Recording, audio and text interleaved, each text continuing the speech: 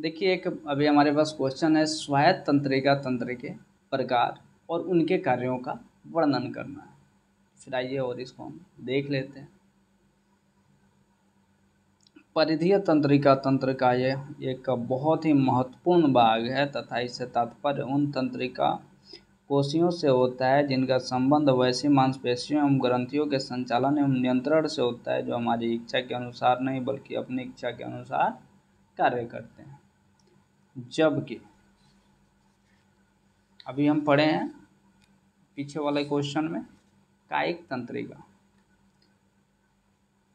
इसमें क्या होता है कि इसका जो नियंत्रण है हम अपनी इच्छा के अनुसार करते हैं, लेकिन जो स्वायत्त तंत्रिका तंत्र है ये इन पे कोई भी हमारा नियंत्रण नहीं होता है। जैसे जो ब्रेक है, हमारा जो किडनी है वो काम कर रहा है, जो हमारे फेफड़े हैं वो काम कर रहे हैं, या फिर जो हमारा हार्ट है ये काम कर रहा है, इस पे किसी का कोई नियंत्रण नहीं चलता। ये ऑटोमेटिक अपना काम करते रहते हैं, हम सोचें या फिर ना सोचें ये अपना काम करेंगे, हम इनको रोकें या ना रोकें ये अपना काम करते रहेंगे।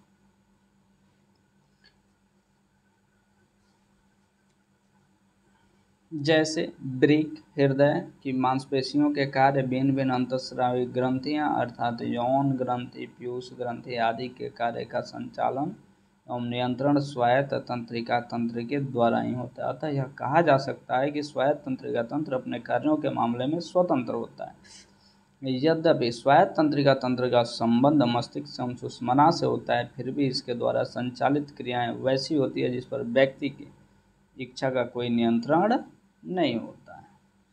जैसे हम अपने पेट को तो आज्ञा नहीं दे सकते कि भाई तू भूख लगे मत, क्योंकि उसको जब भूख लगना होगा तो वो लगे जाएगा, चाहे कुछ भी हो पर उसको भूख लगे जाना।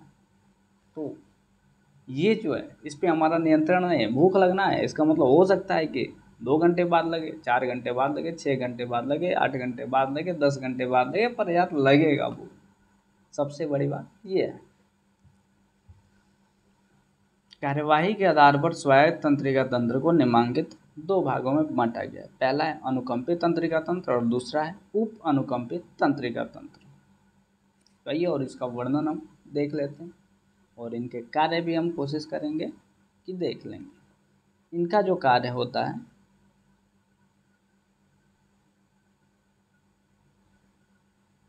अनुकंपित तंत्रिका तंत्र एक पूरे इकाई के रूप में कार्य करने में समर्थ होता है। और ये जो क्वेश्चन है अक्सर एग्जाम में पूछ देता है नेट के, थोड़ा सा इसको ध्यान में रखिएगा, क्योंकि इस तंत्र के द्वारा भेजे गए आवेग एक ही साथ ग्रंथियों एवं चिकनी मांसपेशियों में पहुंच जाते हैं। जब अनुकंपित तंत्रिका क्रियाशील होता है तो व्यक्ति के भीतरी अंगों की क्रियाओं में महत्वपूर्ण परिवर्तन आता है। यह तंत्र सामान्य रूप से शारीरिक साधनों को इस ढंग से खर्च करता है कि व्यक्ति संकटकालीन परिस्थिति में अपने आप को ठीक ढंग से समायोजित कर पाता है। उदाहरण के लिए, जब संकटकालीन परिस्थिति ऐसी होती है जिसमें व्यक्ति या तो क्रोधित हो गया होता है या डर गया होता है, तो ऐसी परिस्थिति में अनुकंपित तंत्रिका तंत्र अधिक क्रियाशील होकर एड्रिनल ग्रंथि तथा अग्नाशय को उत्तेजित कर देता है, जिससे रक्त में चीनी की मात्रा बढ़ जाती है और चयापचय की गति तीव्र हो जाती है। प्लीहा को उत्तेजित कर लाल रक्त कण की मात्रा को यह तंत्र बढ़ा देता है, जिससे शरीर में ऊतक में अधिक ऑक्सीजन पहुंच जाता है।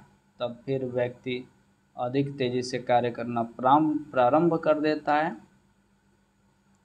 इस तंत्र के क्रियाशील होने से पेट एवं मतड़ियों में खून की आपूर्ति कम हो जाती है तथा शरीर की धारीदार मांसपेशियों में खून की आपूर्ति बढ़ जाती है।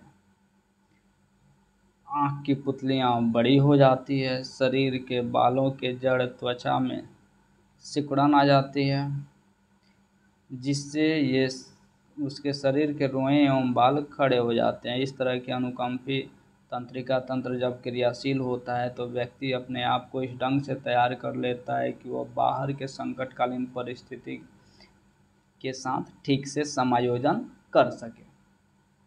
दूसरा है उप अनुकंपित तंत्रिका तंत्र की बनावट। इस तंत्रिका तंत्र द्वारा तंत्रिका आवेग सुषुम्ना के क्रैनियल तथा स्क्रैल क्षेत्र से होते हुए बाहर निकलता है, अतः इस तंत्र को क्रोनोसैक्रल तंत्र भी कहा जाता है। इस तरह से उप अनुकंपित तंत्र के दो हिस्से अर्थात क्रैनियल भाग तथा सैक्रल भाग होते हैं। क्रैनियल भाग में वो सभी तंत्रिका तंत्र निर्गम होते हैं जो मस्तिष्क तथा सिर से संचारित होते हैं। इस भाग द्वारा आँख की पुतली, लार ग्रंथि, हृदय मुख्य रूप से संचारित होते हैं। स्क्रैल भाग सुषुम्ना के अंतिम छोर पर होता है।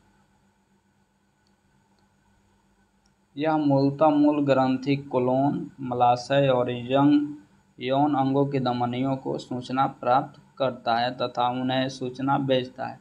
उप अनुकंपित तंत्र की गणिका अनुकंपित तंत्र के समान एकत्रित नहीं होते हैं, बल्कि उन मांसपेशियों तथा ग्रंथियों के नज़दीक फैले होते हैं जिनसे वे अपनी सूचनाएं तथा तंत्रिका आवेग छोड़ते हैं। यही कारण है कि उप अनुकंपित तंत्र के इकाई के रूप में अनुकंपित तंत्र के सामान्य कार्य न करके थोड़ा अलग कार्य करता है और किसी खास समय में कुछ मांसपेशियों तथा ग्रंथियों में यह तंत्रिका आवेग पहुंचाता है, परंतु कुछ में नहीं पहुंचाता है।